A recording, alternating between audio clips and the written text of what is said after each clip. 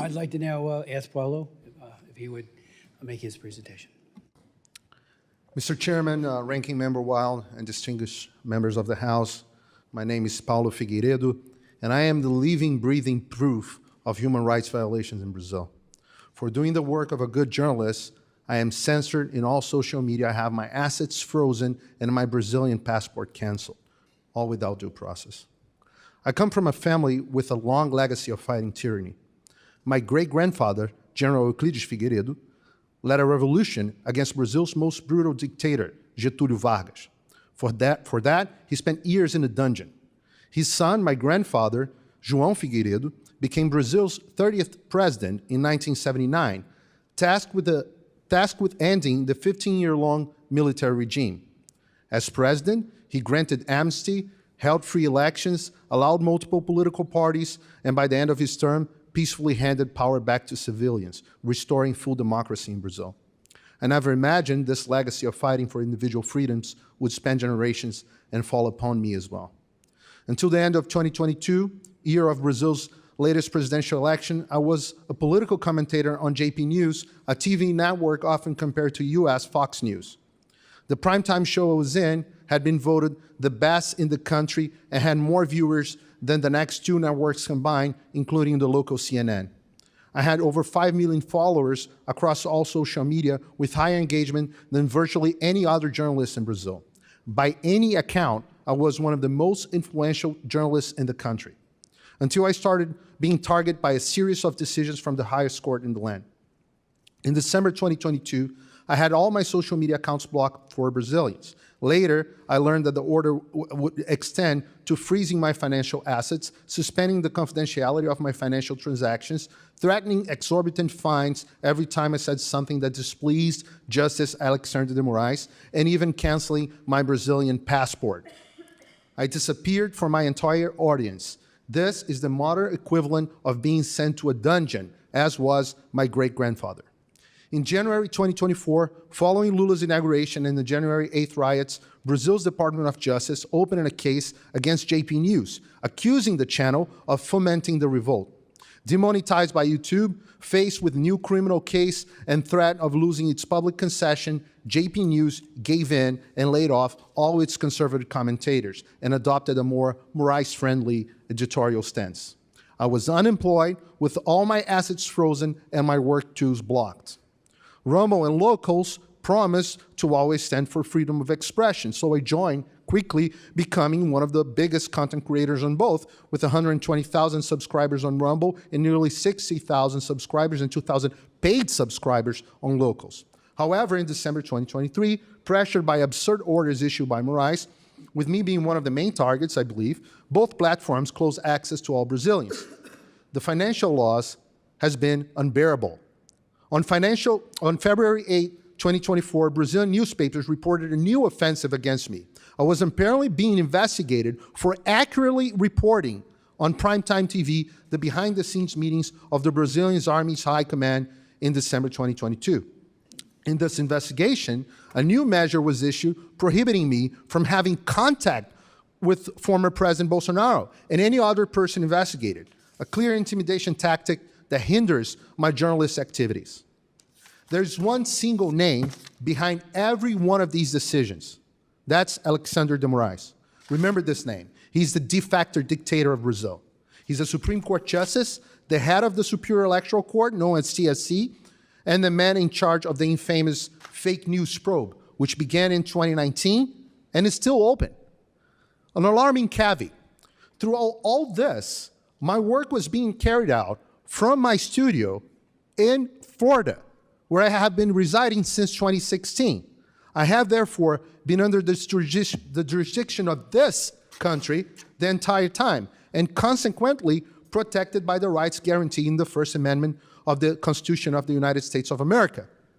American companies have been obeying legal orders directly from Brazilian judges without following international procedures and sharing data of individuals under American jurisdiction. This Congress should address this issue, as it is not only violates our constitutional rights, but also exposes an intelligence risk and potentially violates the FCPA. By no means I was the only journalist affected. On the same day, award-winning journalists and bestseller authors Rodrigo Constantino, present here in this hearing, and Guilherme Fiuza were targets of nearly identical copy and paste decisions. Other journalists, such as Alan dos Santos, also present here today, had faced even harsher measures, including arrest orders. Libertarian podcaster Monarch, known as the Brazilian Joe Rogan, suffered a similar fate. They're both exiled in the US. There are numbers of other examples, including comedians or even a judge, Ludmila Grillo, here in the audience, or congressmen like Nicolas Ferreira and Gustavo Gayer, also present here, Marcel Van Hatten, Carlos Jordi, Alexandre Ramagem, Carla Zambelli, many other members of Congress, and even Senator Marcos Duval, who had their social media blocked, offices raided, or passports taken by Moraes. Congressman Daniel Silveira is currently serving 9 years in prison for recording a video harshly criticizing Moraes. Former Congressman Dalton Dallagnol, the former prosecutor who got Lula da Silva convicted for corruption, also here, lost his seat by order of Moraes' court. A survey showed that 70% of Brazilian members of Congress believe the Supreme Court invades their powers. Some of 2/3 of Brazilians believe the country lives under a judicial dictatorship. Demonstrations with hundreds of thousands of people are mostly against Moraes. The Brazilian people and Congress know Moraes is out of control, but are paralyzed with fear. Many ask how one justice can do all these things, given that Brazil has laws defending freedom of expression. In fact, Alexandre de Moraes does not have this power by law, and his actions flagrantly violate the Brazilian Constitution, specifically Article 5, items 4, 9, and Article 220, as well as international laws, which Brazil is a signatory, such as Article 13, paragraph 1 and 2, and the American Convention of Human Rights, and Article 19 of the Universal Declaration of Human Rights. These censorship and persecution actions occur within illegal process, such as the mentioned fake news probe, which is now investigating even Elon Musk, where Moraes acts as the alleged victim, investigator, prosecutor, and judge without the right to appeal. He also acts through his seat in TSC, which granted itself exceptional powers during the 2022 elections that persist to these days. These acts occurred in a veiled way, with cases running under legal secrecy and lawyers not having full access to the case files. My case is iconic in that sense. For about a year and a half, I have been suffering the described penalties without being formally notified or informed of any decisions or procedures against me, making me unable to defend myself. I only access the decisions against me when the Judiciary Committee of this House subpoenaed acts requesting and publicizing Moraes' decision. The content, which generally lacks legal basis and specifics on violated laws, shocked me, the world, and the Brazilian people. This secrecy occurs because Brazil has no law criminalizing fake news, whatever that is. For these reasons, Moraes currently faces 100 complaints in the Inter-American Commission of Human Rights. Regrettably, they have been sitting on these cases. The United States may have a broad role in this sad story as well.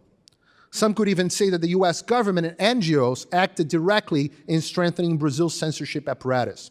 First, the US government may have assisted the Brazilian TSC in developing strategies to quote-unquote combat disinformation and strengthen censorship practice, with FBI agents and US Department of Justice officials participating in TSC council meetings, with the participation as well of the Brazilian intelligence agency, ABIN. These meetings mark the beginning of TSC's authoritarian escalation. The tactics outlined in the recent Censorship Industrial Complex report by this House Committee on the Judiciary, which details how the Biden administration coerced big tech companies to censor Americans, closely resemble the modus operandi in Brazil. However, while the Biden administration acted mostly informally, Moraes issued judicial orders throughout Brazil's highest court, threatening fines or complete disconnection from Brazil if big tech challenged them, as happened to Telegram in March 2022. American NGOs, including George Soros' Open Society and the Ford Foundation and the Woke Foundation, funded initiatives that worked closely with Moraes. The Atlantic Council, also funded by Soros, supplied reports and the theoretical foundation crucial to his fake news probe. But perhaps the most frightening influence was a systematic campaign that used all the soft power of American foreign policy as a quote-unquote discreet campaign to defend Brazilian elections, according to a 2023 Financial Times article. This involved covert actions by high-ranking U.S. officials, such as the CIA director, the Secretary of Defense, and Biden's national security advisor, who threatened public officials, military leaders, and Brazilian politicians with sanctions to ensure Moraes was not challenged. It's puzzling why the U.S., historically a promoter of freedom and democracy, would use its top officials to support censorship and aid in the ascent of a president aligned with China, Russia, Hamas, Cuba, Venezuela, drug cartels, and opposed to American interests globally, even undermining the dollar as the world's reserve currency. CIA Director William Burns and other Biden administration key agents continue to meet with officials from the Lula da Silva government and TSC in Brazil, focusing on quote-unquote combating disinformation, which we know now is a code word for censorship of unpleasant speech. Additionally, a Brazilian congressional delegation supportive of Lula da Silva regime, including a congresswoman from the Communist Party, visited Washington, D.C. last week to meet with members of the Democratic Party and OAS representatives. Mr. Chairman, you are well aware of the immense challenges you had to overcome in order for this hearing to happen. Why? In Brazil, ultimately, it will be up to the Brazilian people to solve their own problems. But it's important that the United States of America once again become a force for freedom and no longer for censorship. The United States Congress has enormous powers in this direction, and I urge you to use them. First, ensure that Moraes-Lula regime stops operating in the shadow. As the Bible says in John 8:32, then you'll know the truth, and truth shall set you free. Brazil needs to be the subject of more frequent hearings, and Congress must continue to use its powers to bring light to the facts. Congressmen, visit Brazil. I speak on behalf of the Brazilian congressmen here that you are welcome in our parliament, and your presence will bring greater visibility to what has been happening. Second, exercise oversight power against executive branch policies that harm not only freedoms in Brazil, but also U.S. global interests, pushing my country towards nations hostile to America, such as China.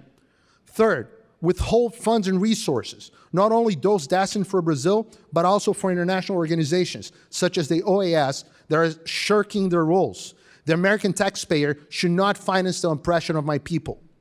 Finally, produce legislation imposing harsh sanctions on Brazilian government and officials who violate fundamental rights and freedoms. With this help, I guarantee that my country's institution will react and return our freedoms.